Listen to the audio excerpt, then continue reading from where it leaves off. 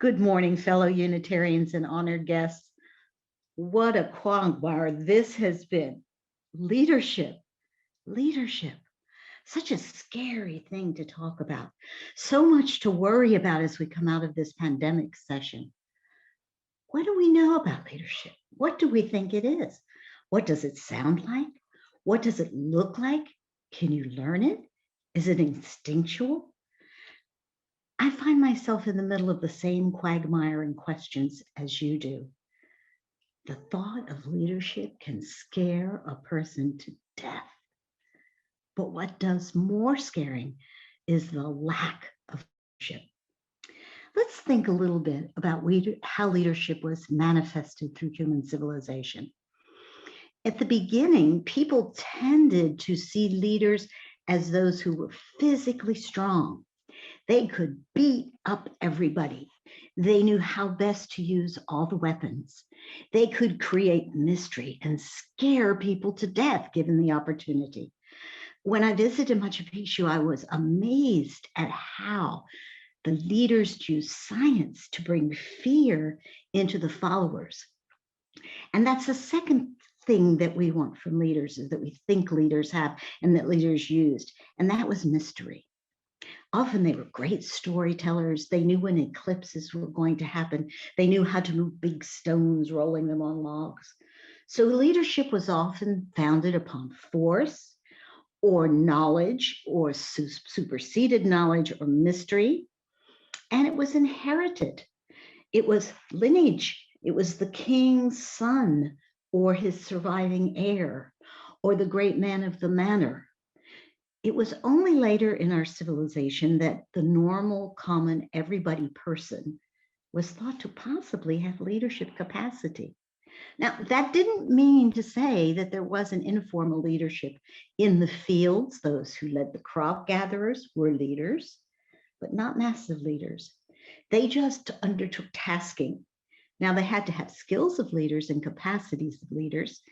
And maybe today that's the kind of leader that we seek and want the most, is the one who could take leadership and capacity and influence.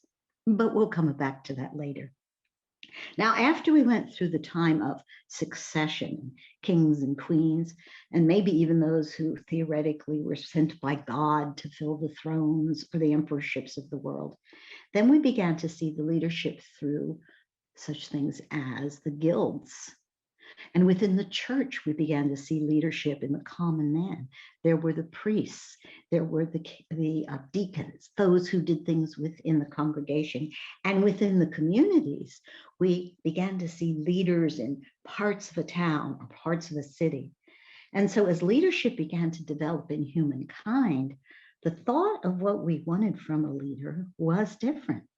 We wanted some capacity. We wanted some skills. We wanted people who knew how to maybe do things. And I'll come back to that later too. Today, leadership has evolved into something that is almost like chasing cats. We are not really sure what a leader looks like or acts like or is until we see that leader in action. Let's just take, for example, those we call influencers. Those who today tell us what kind of makeup to use, or maybe they wear certain sneakers. There was an interesting book out several years ago. It was called The Tipping Point. Goldberg was the author, and he talked about those who could say a thing and say a thing and say a thing until it tipped over and suddenly it became what we saw truth, or we wore their sneakers or their makeup. Today we see influencers, someone like Stacey Abrams or Donald Trump, who have great capacity to say and speak. But sometimes influencers aren't always honest, and sometimes influencers don't have skills. They may know how to talk people into something, but they don't have any concept of what the idea is that, well, what's going to happen? Who's going to be influenced? What are the unintended consequences? Sometimes they're very good, and sometimes they're not. Sometimes influencers are taken and used by others for nefarious purposes, or sometimes influencers are taken over by others and used for wonderful purposes. They are set up on pedestals and they become the spokesperson for, you name it, and they don't know a thing about it. So modern leadership as it is evolving today is extremely strange. Then you get down to that factor of how we make decisions at all, whether we be leaders or individuals trying to determine who should be leaders, how you make decisions. Thinking fast and slow is a wonderful resource for that if you have not studied human decision making. I have a secret. We're really, really bad at it. We think we know. We look at facts or what we see as facts, or we see a story and act in front of us, or our cousin's uncle told us. And we use those to extrapolate what we consider to be truth, which we then base our decision on. Now, if you are wanting to be a leader, or you think you are a leader, or you're seeking a leader, you tend to narrow that focus to the acceptance of facts and truth until sometimes it's only this big. And we go back to that influencer. That influencer can beat a truth and beat an untruth and reframe a truth and parse a truth until we as deciders begin to see truth? No, what we've been framed to believe was truth. So with that, we know that leadership brings a huge, huge amount of ethical responsibility. But can those who select leaders be trusted to make choices based on ethical things? In our own Unitarian Universalist Church, we say we believe in the democratic process. But now we have found that sometimes those with great strength can use nefarious and very clever means to change how those who select act. And I guess that's where we come down to the idea of a leader being someone who takes action. You see, leaders are taskmasters in some instances. This does not mean that they necessarily know how to do the task. They might not even necessarily know how to see that the task needs to be done, but they are capable of taking the finders of the tasks and the needs and getting the task doers together and making it happen. They tend to have that leadership skill of direction. Now, it takes a lot more to be a big leader than it takes to organize a bake sale. But many, many leaders begin developing their skills through the bake sale level. So today in our world, when we are seeking viable ethical leaders, if you're afforded that opportunity to, well, I'll stick with the bake sale metaphor, although there's potluck dinners, which are much more Unitarian Universalist oriented, or being sure the coffee is set up on Sunday morning. Now there's a responsibility. Will you take that on? Because today we need all those small leaders just as much as we need the big ones. And small leaders of small areas develop the skills and the influence to step into larger leadership capacities. You know, leadership is institutionalized through such things as our church organizations and the clubs to which we belong.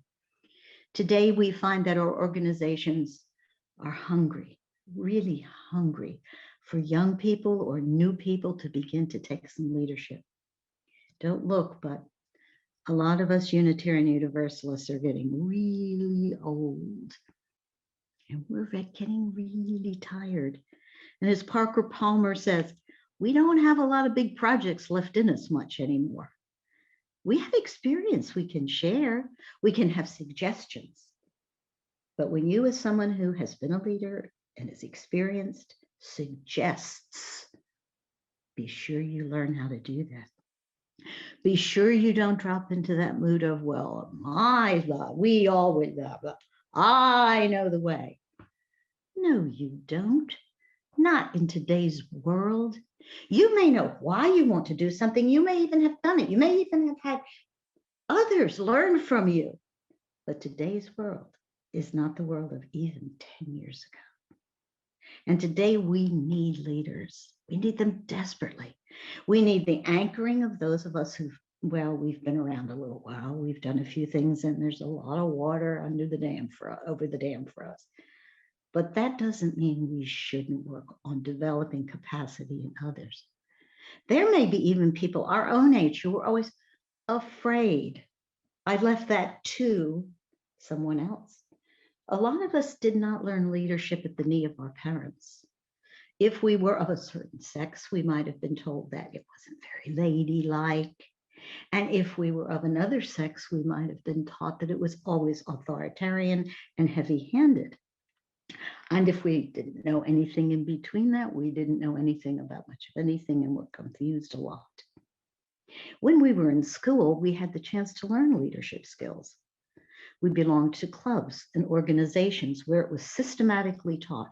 And for myself, my Methodist Youth Fellowship taught me about being an officer, taking notes, creating an agenda. That's not as easy to learn today. A lot of leaders in youth organizations are not selected for capacity. They're selected because they're pretty or because they are known by a lot of people. They're popular, but they don't have skills. They don't learn those skills unless they have a really, really good sponsor who insists they learn them and holds their feet to the fire. And as you know today, sometimes it's not easy to hold a young person's feet to the fire. They're more dynamic. The world is a blasted place. It's filled with meetups and go-tos and things you can do, and you don't have to sign on any dotted line. You don't have to join any organization, and you don't have to be responsible for a whole lot. I like to tell the story about my brother and leadership in astronomy clubs. My brother's a little younger than I am, but he has gotten into astronomy. It's telescopes and star charts and computer programs and go on here. Anyway, and he lives in a moderately large city in North Carolina, and he has connected to several clubs in the area. Well, I call them clubs, but in reality, it's as if there's this great divide, and it's a divide that I see throughout all the organizations that I'm affiliated with or aware of. He has one group of people who is an organized astronomy club of so-and-so community. They meet the third Thursday of every month. They have elected officers. They take minutes. They formally request permission to set up their telescopes at certain locations. They write preparatory letters and telling the person managing that area they will be there, when they will leave, what they will do, blah, blah. They sign, they make a contract, they put down 50. You get the idea. Then he belongs to this other group. Well, it's not really a club. It's not really a group. It's sort of a spontaneous explosion of people to go out and watch stars. And so it goes online. And we're going to meet up at so-and-so and so-and-so to watch stars. And whoever shows up, there you are. Informal and casual leaders emerge. They separate where people are going to be, or maybe the person that wrote the notes decides we're going to have somebody here, somebody there. Oh, you have the biggest telescope. It's all very spontaneous. And when they go home, they might take each other's emails and they leave. Now, they may begin to connect more continuously through the email process, but they are a dynamic, spontaneous group of people that may change from time to time, or they may become more formalized. That's what's happening in a lot of places. And unless our UU congregations do not take that into consideration, we're going to age out in a lot of instances. We need skills, just like Melissa, who's in the corner of my screen up here. She knows how to tape this, edit it, roll in the slides. She probably could even take a few of these wrinkles out of me if I wanted her to. She has skills we need. And when we come together as a community of faith and caring, we have to take that look at modern leadership and modern communication into effect. Think about a church website, a UU website. If that's not like chasing cats, I don't know what is. What are you going to put on there? We are a community of people who love to chase cats. We think that's really interesting, but we try to communicate a common message. What are we? Which is what a website should be doing. or a Facebook page, it gets harder and harder to do that. So as we move into leadership, not only individually, but as a faith community, we need to look at ourselves as a whole. And what are we presenting? Do we have a variety of kinds of activities? Do we have game nights and only play bingo? Do we have potlucks and only serve casseroles? Do we ever have open discussion that's not formally led by a college professor?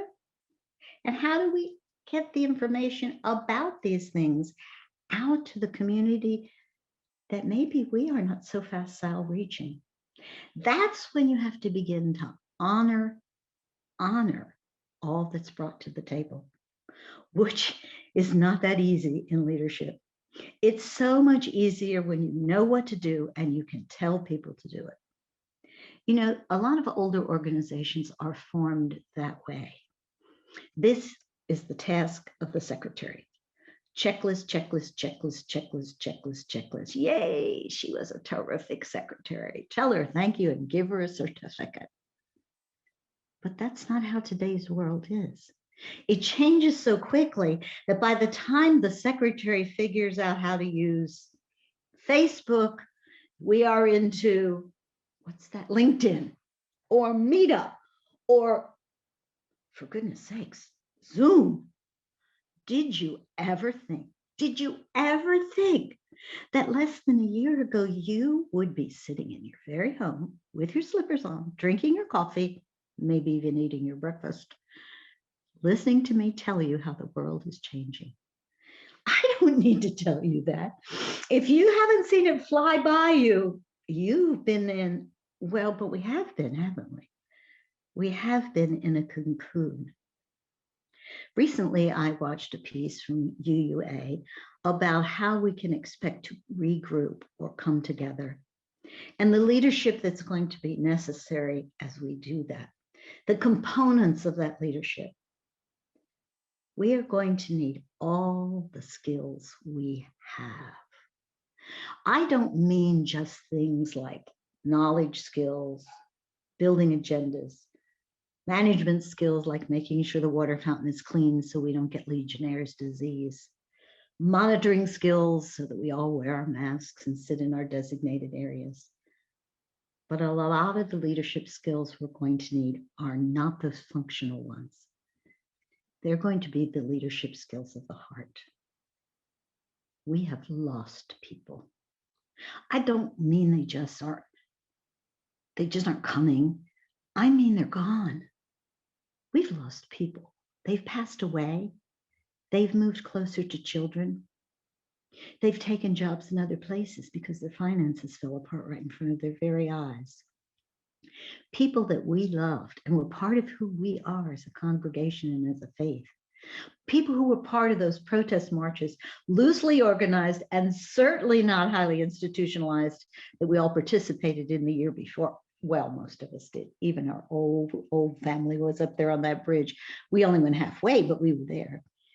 But all this is influencing us. And those who will come back are going to be tenuous, afraid. Did you get your vaccine? Have you had both your vaccines? Have you worn your mask? Did you put on your hand sanitizer? And then we're going to have those I'm fine, got my shot, no problem. Or I'm not getting that shot and you can't make me, I've never had one and I'm never going to have one and don't tell me anything about it. How are we going to be leaders when that happens? How are we going to talk to people we love and care about, people we know we need and want, people who are part of this community? How are we going to be with them? How are we going to do it? And then we have the challenge of leadership in the political environment in which we continue to exist. Modern leadership is so tricky.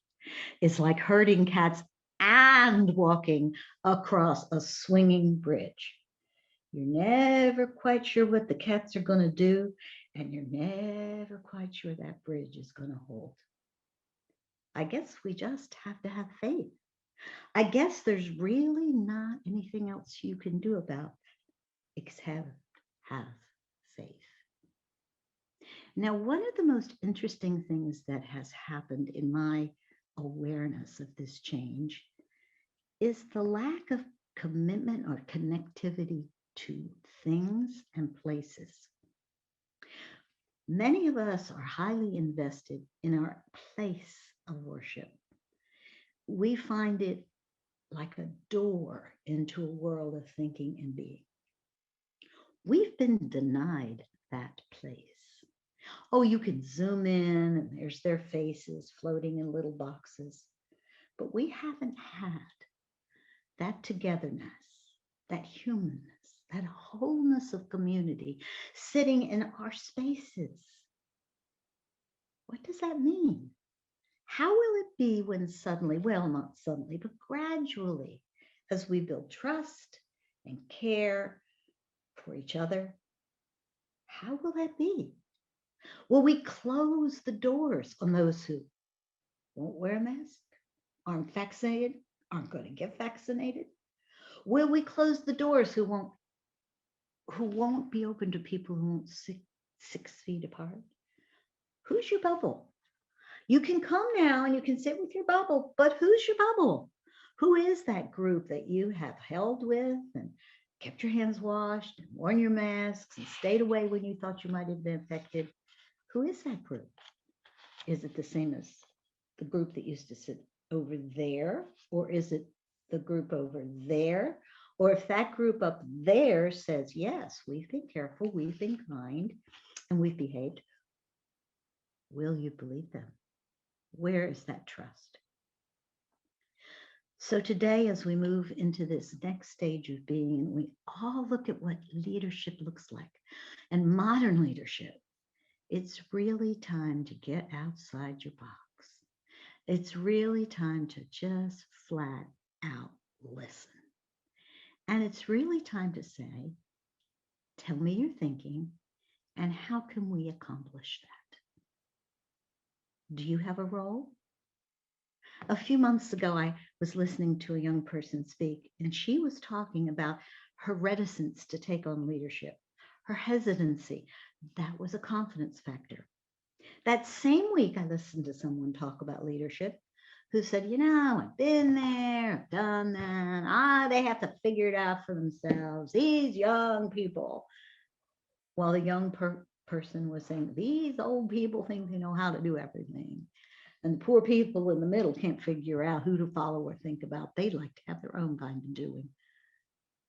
But we have to come together. We have to find some leadership mechanism that meshes together the best of all of us together. We can't be judgmental. We can't jump to concussions like my dad used to say, because all you do then is get your hard head banged up against a wall. Questions like, how can we make that happen? What does it sound like or feel like to you? What part of this sounds like might be a problem? How do you like what you did? If you had it to do over again, what would you do differently? And how can I help you? So maybe soft leadership with purpose, intent, and vision are what we're about. And a little time spending on visioning, and a little time spent on listening, and a lot of time spent on chasing those cats across that swinging bridge is going to help you and your congregation and me and my congregation and me and my community come together. And when we come together with this modern miasma of mysterious, influencing people, vision, heart-led connectivity, where we still get the carpet cleaned and the bills paid, then we will have found the magic of modern leadership. And I'm so glad I'm here to help with it. And I'm so glad I'm here to see it happen. And I'm so glad to know that, well, you're going to step up, aren't you? Maybe somebody can tell you to call. Maybe you can go in there and help with that water fountain, or clean that kitchen, or do that coffee house. Maybe you can. Why not you? Why not me? Why not all of us? And thank you. Thank you for letting me visit with you today.